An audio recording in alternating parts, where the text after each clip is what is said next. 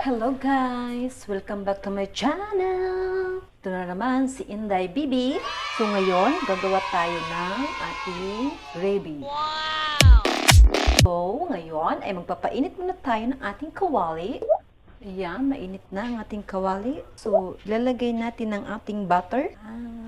Antayin natin na matsunaw ang ating butter. Yeah, tuna na siya guys. Ini-next natin ang ating onion. 2 medium size ng onion. Antayin nating maluto ang ating onion.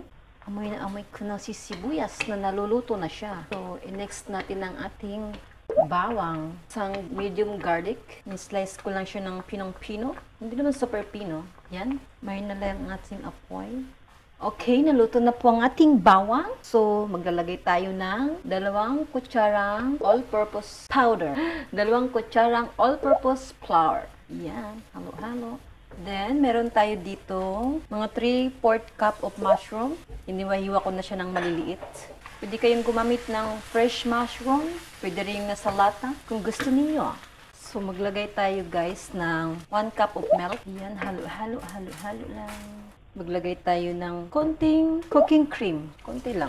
Dagdagan natin siya guys ng mga 3/4 cup of water. Kasi masyado siyang malapot.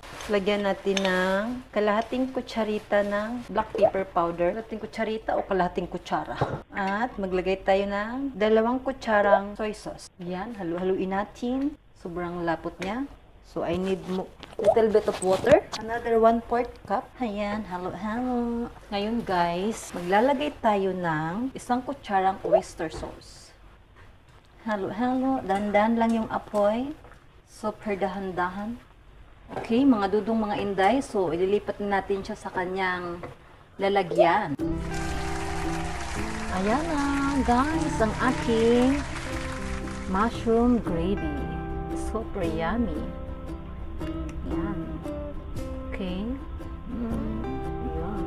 So yummy. Don't forget, subscribe to my channel and like and share. See you next time.